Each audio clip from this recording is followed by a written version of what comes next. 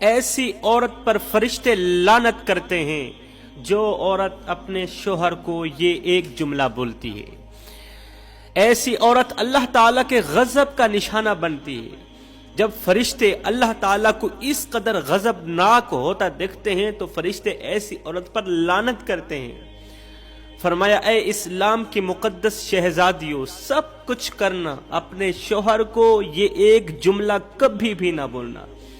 یہ وہ بدترین جملہ ہے، یہ وہ بدترین گناہ ہے جو عورت کی کسی بھی نیکی کو قبول نہیں ہونے دیتی۔ کوئی بھی عبادت، نماز، روزہ، حج، زکوٰۃ قبولیت کے دروازے تک نہیں پہنچ پاتی۔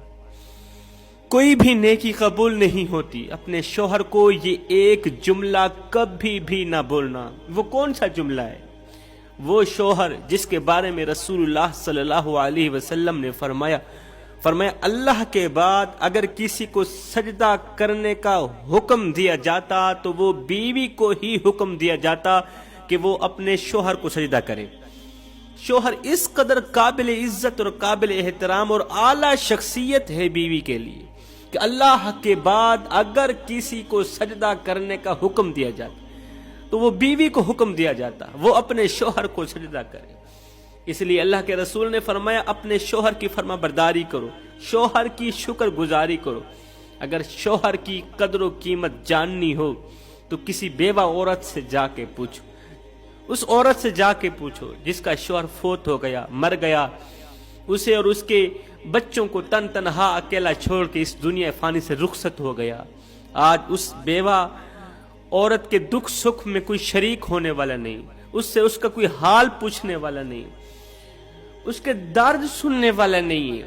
شوہر کے مر جانے کے بعد آج اس کے بچے یتیموں کی سی زندگی گزار رہے ہیں۔ وہ دوسروں کے اترے ہوئے کپڑے پہنتے ہیں، وہ دوسروں کا بچا ہوا کھانا کھاتے ہیں۔ یہ بیوہ عورت ڈرتی مرتی گھر سے باہر نہیں نکلتی کہ لوگ کیا کہیں گے۔ کسی کی ہوس کا نشانہ نہ بن جاؤں، کسی کے ہوس کا نشانہ نہ بن جاؤں۔ میرا معاشرہ ظالم معاشرہ ہے، گندی سوچ رکھنے والا معاشرہ ہے۔ کہیں ایسا نہ ہو گھر کی دہلیز سے باہر قدم رکھوں تو ہر دیکھنے والی آنکھ یہ کہے کہ اس کا شوہر فوت ہو گیا، اب یہ کدھر کو جا رہی ہے؟ یہ کسی کے پھنسانے کے چکر میں ہے، کسی کو اپنا شوہر بنانے کے چکر میں ہے۔ عید کے دن بھی اچھے کپڑے نہیں پہنتی، لوگ کیا کہیں گے؟ یہ کس کو دکھانا چاہتی ہے؟ بناؤ سنگھار نہیں کرتی، لوگ کیا کہیں گے؟ اس کا شوہر فوت ہو گیا، یہ بناؤ سنگھار کس کو دکھانا چاہتی ہے؟ انسان ساری زندگی یہی سوچتا رہتا ہے کہ لوگ کیا کہیں گے۔ صاحب لوگ آخر میں بس یہی کہتے ہیں کہ انا للہ و انا الیہ راجعون۔ بیوہ عورت سوچتی ہے کاش آج میرا شوہر زندہ ہوتا تو میرے بچے یتیموں کی سی زندگی نہ گزار رہے ہوتے، وہ دوسروں کے اترے ہوئے کپڑے نہ پہنتے۔ میرا غریب شوہر صبح سویرے باہر نکلتا، پورا دن ایسے ہی خاک چھانتا، روزی روٹی کماتا، شام کو روزی روٹی کما کے گھر کی دہلیز پر قدم رکھتا تو کہتا یہ لو حلال کا لقمہ میری اولاد کے منہ میں ڈالو۔ کیونکہ ایک اچھا شوہر، اچھے شوہر کی پہچان بھی یہی ہوتی ہے کہ وہ مال و دولت کو شاید ہی بیوی کے قدموں پر قربان نہ کر سکتا ہو، اس میں اتنی ہمت نہ ہو، صاحب استطاعت نہ ہو، مال و دولت کو بیوی کے قدموں پر شاید ہی قربان نہ کر سکتا ہو، لیکن بیوی کے دکھ سکھ میں اس کا ساتھ ضرور دیتا ہے۔ بیوی جتنی زیادہ بیمار کیوں نہ ہو جائے، مرنے کے قریب ہو جائے، شوہر اس کے سرہانے بیٹھ کے، اس کے ساتھ بیٹھ کے، اس کا ہاتھ اپنے دونوں ہاتھوں سے پکڑ کے اتنا کہہ دے کہ تو حوصلہ رکھ، تجھے کچھ نہیں ہونے والا۔ قسم خدا کی بیوی کی آدھی سے زیادہ بیماری تو یہی جملہ ختم کر دیتا ہے، شوہر کا یہی حوصلہ ختم کر دیتا ہے۔ تو فرمایا اگر شوہر کی قدر و قیمت جاننی ہو تو اس عورت سے جا کے پوچھو جس کا شوہر فوت ہو گیا۔ شوہر کہتا ہے مجھ سے میری جان لے لو، میری جوانی لے لو، میرا بڑھاپا تجھ پہ قربان، میں کڑکتی دھوپ میں تتی ریت پہ کندھے پہ بوریاں لاد لاد کے دن رات ایک کر کے تیری خواہش پوری کرنے کے لیے محنت مزدوری کے لیے میں تیار ہوں، تیری ہر ایک تمنا پوری کروں گا، تیری ہر ایک خواہش پوری کروں گا، بدلے میں مجھے 2 چیزیں دے دو۔ شوہر بیوی سے 2 چیزوں کا تقاضا کرتا ہے، سب کچھ دینے کے لیے تیار ہوں، بدلے میں 2 چیزیں دے دو۔ وہ کون سی 2 چیزیں ہیں؟ ایک بچوں کی اچھی پرورش، بچوں کی اچھی تربیت، دوسری میری اطاعت، میری فرما برداری۔ میرے سامنے زبان درازی مت کرنا، میرے سامنے بک بک مت کرنا، میرے گھر کی دہلیز پر چغل خوری والا گناہ مت کرنا، کیونکہ جس گھر کے اندر چغل خوری کی جاتی ہو، بڑے شوق سے یہ گناہ کیا جاتا ہو، اس گھر میں رحمت کے فرشتے نہیں آتے۔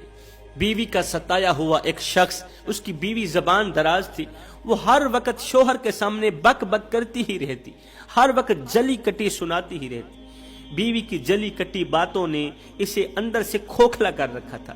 یہ بیچارہ بہت ہی زیادہ پریشان تھا۔ اس کی بیوی غیبت کے ذریعے، چغلی کے ذریعے گھر میں ہر وقت جھگڑا ڈلواتی تھی۔ بیوی کا ستایا ہوا یہ شخص بیوی کی شکایت لے کر حضرت سیدنا عمر فاروق رضی اللہ تعالی عنہ کے گھر گیا۔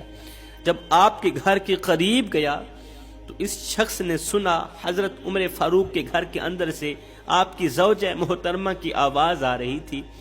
آپ کی زوجہ محترمہ اونچی اونچی آواز میں تلخ لہجے میں سیدنا عمر فاروق کو کہہ رہی تھی کہ آپ مجھے وقت کیوں نہیں دیتے، آپ بچوں کو وقت کیوں نہیں دیتے؟ باہر والوں کے لیے وقت ہے، میرے لیے اور میرے بچوں کے لیے وقت کیوں نہیں؟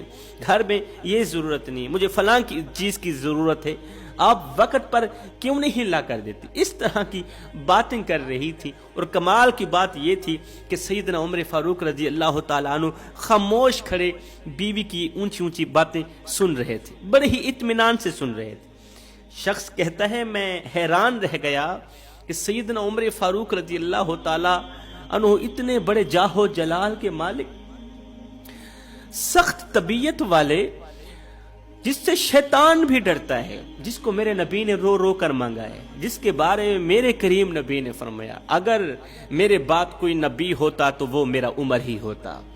اللہ اکبر! وہ عمر، اتنا بڑا عمر بیوی کے سامنے بیچارہ خاموش کھڑا ہے۔ میں تو پھر کچھ بھی نہیں ہوں، اتنی بڑی شخصیت بیوی کے سامنے خاموش کھڑی، پھر یہ میرے لیے بہت بڑا سبق ہے، مجھے بھی صبر کرنا چاہیے جس طرح عمر فاروق رضی اللہ تعالی عنہ صبر کر رہے ہیں۔ اس سوچ کی بنیاد پر یہ شخص واپس گھر کی طرف روانہ ہوا۔ اچانک عمر فاروق گھر سے باہر نکلے، دروازے سے باہر نکلتے ہی سیدنا عمر فاروق نے دیکھا کہ ایک شخص آیا بھی ہے اور واپس کو جا رہا ہے۔ آپ نے جانے والے کو بلایا، او بھائی ادھر آؤ، کیسے آنا ہوا؟ آئے ہو خالی ہاتھ واپس جا رہے ہو؟ بھوکے ہو؟ روٹی چاہیے؟ پیاسے ہو؟ پانی دوں؟ اس نے کہا حضرت نہ تو میں بھوکا ہوں نہ تو میں پیاسا ہوں، میں ایک کام کے سلسلے میں آیا تھا، بیوی کی شکایت لے کر آیا تھا، لیکن جب آپ کے گھر کے قریب پہنچا آپ کا حال بھی ویسا ہی پایا جیسا میرا حال تھا۔ میری بیوی بھی میرے سامنے اونچی اونچی آواز میں باتیں کرتی اور آپ کی زوجہ محترمہ بھی آپ کے سامنے اونچی اونچی آواز میں باتیں کر رہی تھی، اور آپ خاموش کھڑے صبر پہ صبر کرتے چلے جا رہے تھے۔ میں نے سوچا یہ میرے لیے بہت بڑا سبق ہے، بس یہی سبق لے کے میں واپس کو جا رہا ہوں۔ حضرت عمر فاروق رضی اللہ تعالی عنہ یہ سن کر مسکرا پڑے۔ آپ نے فرمایا بھائی بیوی کی باتیں خاموشی سے اس لیے سن رہا تھا، صبر اس لیے کر رہا تھا، میں نے کچھ نہیں بولا، بس سنتا ہی چلا جا رہا تھا، اس لیے کر رہا تھا کہ بیوی کے میرے اوپر بہت بڑے احسانات ہیں۔ اس شخص نے کہا حضرت کون سے احسانات؟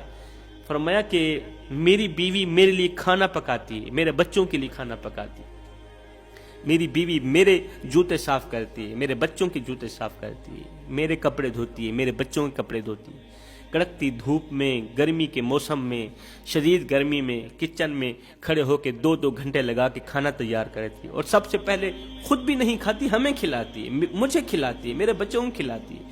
میری اولاد میں سے، میرے بچوں میں سے اگر کوئی بیمار ہو جائے ساری رات بچے کے سرانے پہ بیٹھ کے گزار دیتی ہے، اور یہ بھی دعا کرتی ہے کہ مجھے کچھ ہو جائے میرے بچے کو کچھ نہ ہو۔ اللہ اکبر! میری بیوی نے میرے گھر کو رونق بخشی، اس نے میرے گھر کو آباد کیا، اور سب سے بڑا احسان یہ ہے کہ اس نے آ کر میرا ایمان مکمل کیا، کیونکہ میرے نبی کا فرمان ہے کہ نکاح کے بغیر انسان کا ایمان مکمل نہیں ہو سکتا. اس نے آ کر میرا ایمان مکمل کیا. اسی کی وجہ سے